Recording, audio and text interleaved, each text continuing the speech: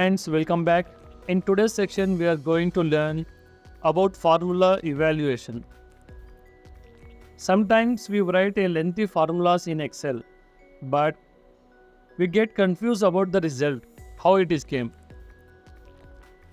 For this, first we will write a formula.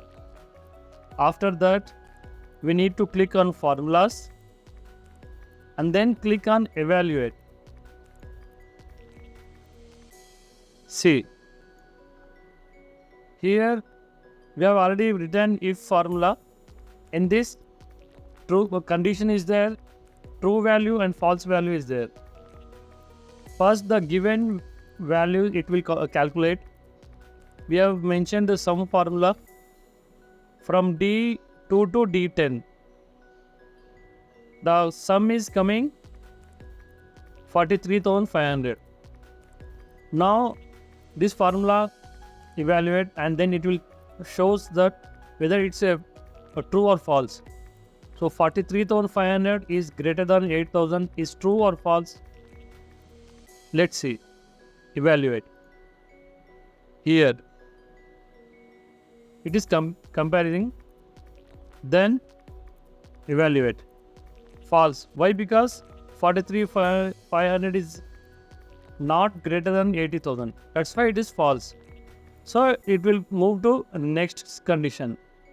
If sum D2 to D10 is greater than 50,000 or not. Let's see. 43,500 is not greater than 5,000. That's why again it will show false. So by default, next value result will come. Say 0. The answer is 0. Let's see. We will change the value here. Some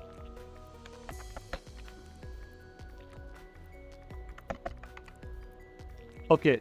Now how this result came? Again we will go to formulas. Then click on evaluate formula. Sum of this column, how much? 51,500. Is this greater than 80,000? No. Then this formula becomes false. C. False. So it moved to next condition. Sum of this column is greater than 50,000.